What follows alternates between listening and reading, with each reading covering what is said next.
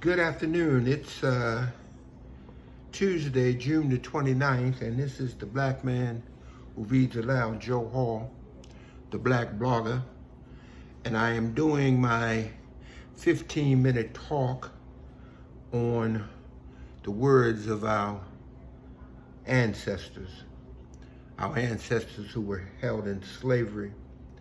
And these words come from the Federal Writers Project as a result of a program from the WPA during the Depression period of earliest Franklin Delano Roosevelt administration. Today we're going to be starting with a piece by Plantation Life by the story of Jasper Battle, 112 Berry Street, Atlanta, Georgia. Jasper was an ex-slave. He was 80 years old at the time of this interview. The shade of the large water oaks in Jasper's yard was a welcome sight when the interviewer completed the long walk to the Negro place in the sweltering heat of a sunny July afternoon. The old house appeared to be in good condition and the yard was clean and tidy. Jasper's wife, Lula, came around the side of the house and answered to the call for Jasper. A large checked apron almost covered her blue dress and a clean white headcloth concealed her hair. Despite her advanced age, she seemed to be quite spry. "Just come back here while I's doing the white folks washing," she said. "Jasper's done been powerful sick and I can't leave him by himself none. I brung him out here in the shade so I could watch him and tend to him whilst I works." Jasper stepped on an old plank, what had 2 rusty nails in it, and both of them went up in his foot in a fur's way. I then drove them nails plumb up to the days' heads and the north side of the trees and put Jimson and poultices on Jasper's foot, but it's still powerful bad off. By the time we arrived within sight and earshot of the old rocking chair where Jasper sat with his foot propped high in another's chair, his chair had long ago been deprived of its rockers. The injured member appeared to be swollen and was covered with several layers of Jimson weed leaves. The old man's thin form was clothed in a faded blue shirt and old gray cotton trousers. His clothes were clean and his white hair was in a marked contrast to his shining but wrinkled black face. He smiled when Lula explained the nature of the proposed interview. Spouse me, Missy," he apologized, "for not getting up, 'cause I just can't use this old foot much. But you just have a seat here in the shade and rest yourself."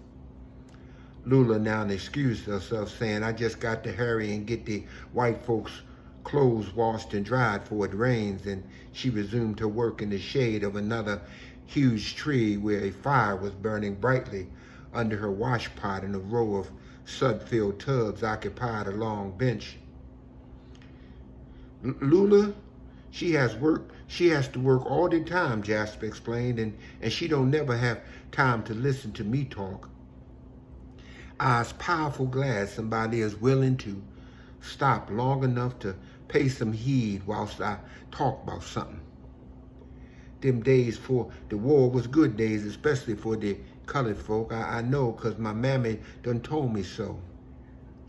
You see, I was a mighty little when the war was over, but I heard the old folks do a lot of talking about them times whilst I was growing up, and then too, I stayed right there on that same place till I was about grown. It was Moss Henry's plantation way off in the Califato County near Crawfordville, Georgia. Mommy belonged to Moss Henry. She was married Harriet Jones. Daddy was Simon Battle, and his owner was Moss Billy Battle. The Battle plantation was off down there near the Jones place. When my mammy and daddy got married, Moss Berry wouldn't sell mammy and Moss Billy wouldn't sell daddy. So they didn't get to see one another, but twice a week. That was on Wednesday and Sunday nights. To tell later that the war was done over. I kind of still, I can still remember Daddy coming over to Mars Henry's plantation to see us. Mars Henry kept a lot of slaves to work his big old plantation where he growed just everything us needed to eat and wear except sugar and coffee and the brass toast for our homemade brogan shoes. Does Alice was a plenty to eat and wear on that place. Slave quarters was lower cabins built in long rows. Some had chimneys in the middle twixt two rooms, but most of them just one room cabins with a stick and mud chimney at the end. This chimneys was awful bad about fetching on fire. Didn't nobody have no glass windows. They just had plain plank shutters for blinds, and the doors were made the same way out of rough planks. All the beds were homemade, and the best of them were corded. They made holes in the side and foots and held pieces and run heavy homemade cords in the holes. They wove them crossways in and out of them holes from one side to another till they had them ready to lay a mattress mat on. I was helped to pour them cords tighter many a time. Our mattress sticks were made of homespun cloth and was stuffed with wheat straw. Before the mattress stick was put on the bed, a stiff mat wore out of a white oak splits was laid on top of the cords to protect the mattress and make it lay smooth. Us was allowed to pick up all the old dirty cotton around the place to make our pillows out of. Just a few of the slave families were loath to do their own cooking because Massa kept cooks up at the big house what never had nothing else to do but cook for the white folk and slaves. Them big old fireplaces in the kitchen at the big house was down there 8 feet wide, and you could pile whole sticks of cordwood on it. It had racks across to hang the pots on, and big ovens and little ovens, and big thick iron frying pans with long handles and hefty iron lids. They could cook for 100 people at a time in that big old kitchen easy. At one time there was tables across each end of the kitchen for the slaves to eat, and the slaves' children ate there too.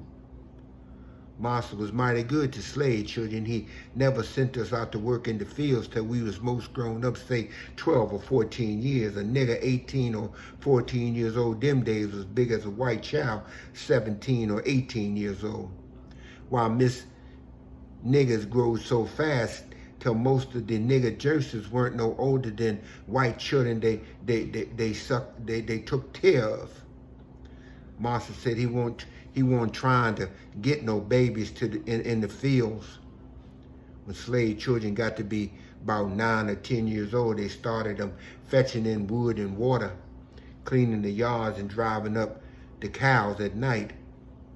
The biggest boys was allowed to measure out and fix the stock feed, but most of us just chilling, played in the creeks and woods all the time. Sometimes we played Indians and made so much fuss that old Aunt Nasty would come out to the woods to see what was wrong, and then when she found us was just having fun, she stropped us good for scaring her. Mammy's job was to make all the cloth. That was what she's done all the time, just wove cloth. Some of the others over out of the bats and spun thread, but Mammy, she just wove on so regular this. She made enough cloth for clothes for all the slaves on the plantation, and it's a fact. Us did have plenty of clothes.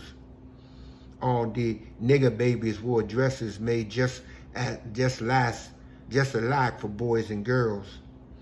I was surely mighty glad when they allowed me to get rid of them dresses and wear shirts. I was about 5 years old then, but that boy shirt made me feel powerful mannish. Slave girls wore homespun cotton dresses, and they had plenty of them dresses so as they could keep nice and clean all the time. They needed all their socks and stockings for winter. Them girls wore shawls, and their poke bonnet had ruffles round. All the shoes was homemade too. Master kept one man on the plantation who did nothing but make shoes.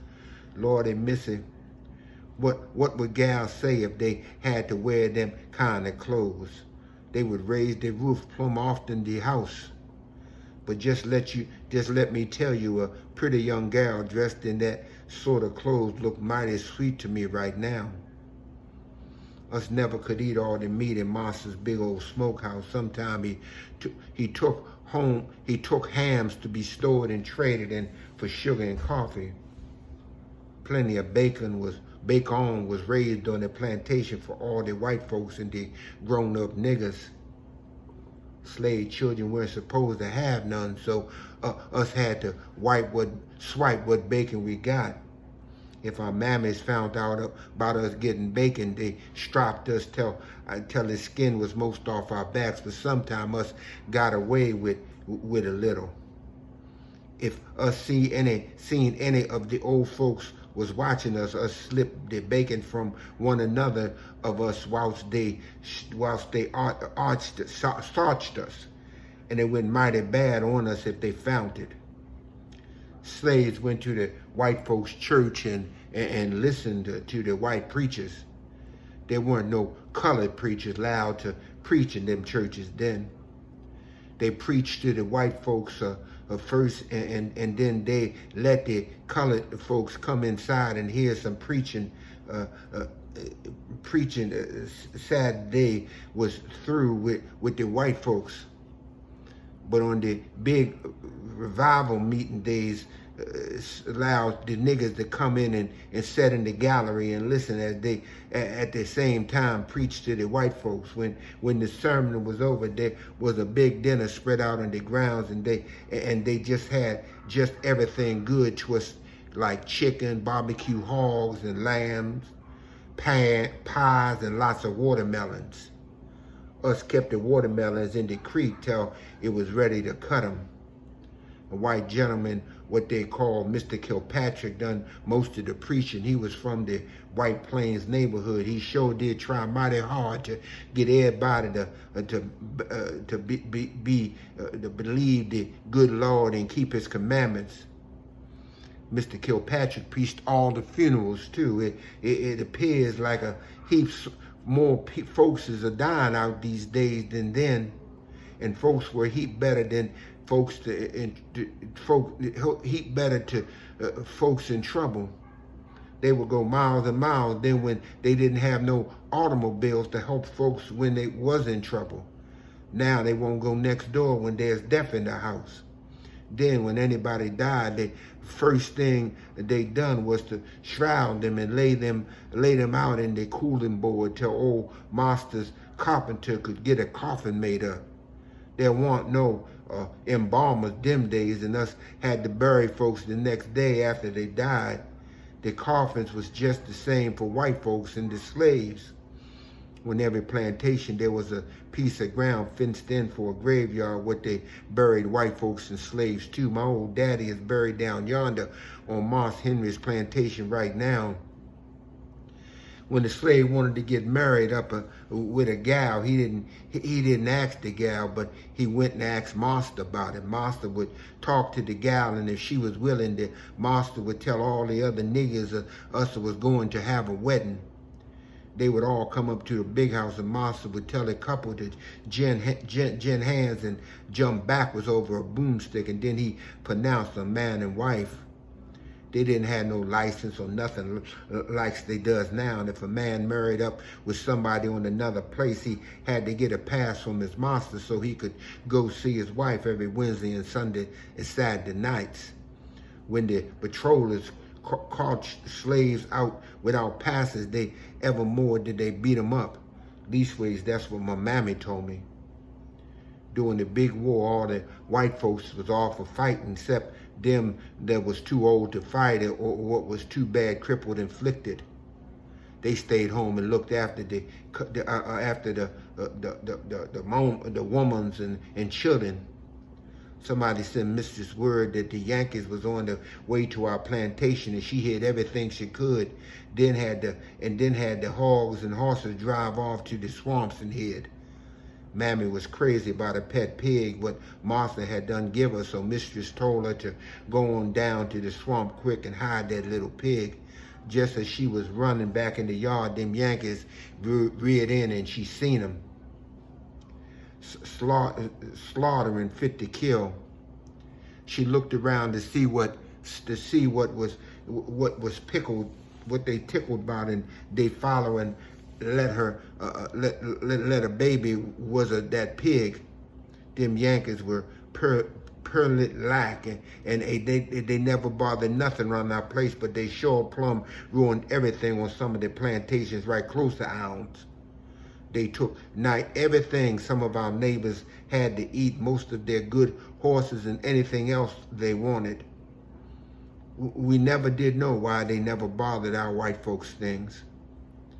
When they gave us freedom, us went right on over to Moss Billy Battle's place and stayed there with Daddy about a year, but then Daddy come with us back to Moss Henry, and there us stayed till old Massa died.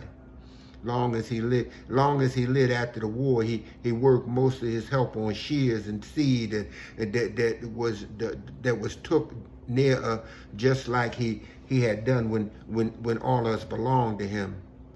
Us never went to school much because Mommy said white folks didn't like for niggas that had no learning. But after the war was done over, our mistress let colored children have some lessons in a little cabin what was built in the backyard for the white children to go to school in.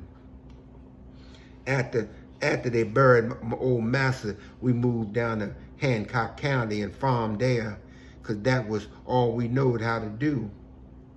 Us got together and raised money to buy enough ground for a churchyard and a graveyard for colored folk. The graveyard filled up so fast they had to buy some more land several times. Us helped them build the first colored church in Hancock County. School for colored children was held in our church house. Our teacher was a white man, Mr. Tom Andrews, and he was a mighty good teacher, but Lord, how strict he was. There's here children don't know nothing about school. Us went early in the morning, took our dinner in a bucket and never left till 4 o'clock, and sometimes that was most not near sundown. All of us studied till our blue-black spelling. The white teacher of ours took the skin off our backs if we didn't mind him. There weren't no fussing and fighting and fooling around on their way home because that white teacher allowed he had control of us till us got to our mammy's door, and if us didn't get for home in a hurry, it was just too bad for us when he took it out on us the next day with that long hickory switch. Things are so different now. Folks ain't good now as they was then, but there is gonna be a change. I may not be here to see it, but it's a coming because the good Lord has done said, prophesied it, and it's got to be. God saying it's coming to pass just as sure as us is living and sitting in the shade of this there tree. Lord, I miss how you asked us about colored folks' weddings. I was courting a little 14-year-old girl named Lovey Williams, but her mammy run me off and said we weren't going to let Lovey get married up with nobody till she got big enough. I just bought them licenses and watched for my chance, and I stole that gal right from under her mammy's eyes. My mammy knowed all about it and helped us get away. Us didn't have no time for no weddings. The best us could do was just get ourselves married up. Lovey's mommy raised the old Ned, but us didn't keep there, because it was too late for her to do nothing to part us. Lovey was one of the bestest girls that I'd ever lived. Us raised 18 children, and I never one speak of trouble with her. Lovey's done been dead 15 years now. Her voice trembled as His voice trembled as he talked about his first wife, and Lula almost stopped her work to listen. This kind of talk did not please her, and her expression grew stern. "You done talked a plenty," she told him. "You ain't strong enough to do no more talking." But Jasper was not willing to be silenced. "I reckon I knows when I is tired. I ain't gonna hush till I gets good and ready," was his protest. "Yes, mister," he continued, "all our children is done dead now, except 4, and they is way up north. Ain't nobody left here except me and Lula. Lula is powerful good to me, and I done got too old to work, and I can't do nothing no how with this old foot is bad off. I'm ready and even anxious to go home when the good Lord calls for old Jasper to come to his heavenly home. I ain't heard nothing from my only brother in over 7 years. I suppose he still lives in Crawfordville. Missy, I wishes I could go back to Crawfordville one more time. I kind of just see our old home place on that plantation down there now. Lula's a washing here makes me study about the old wash place on Marsh Henry's plantation. There was a long bench full of old wood tubs, and a great big iron for bleaching the clothes, and the batten and block and stick. Children beat the clothes with the batten stick and kept up the fire till the pot was. The women's leaned over the tubs washing and singing them old songs. You could hear them most miles away, and now and then one of them women would stop singing long enough to yell at the children to get more wood on their fire before I lashed the skin off your back. Oh, Missy, them was the good old days. Us would be lucky to have them back again, especially when harvest time comes around. You could hear niggas singing in the fields because they didn't have no worries like they got now. When us got the corn from the fields, niggas would come far and nigh to master's corn shucking. The corn shucking work was easy with everybody singing and having a good time together, whilst they made them shucks fly.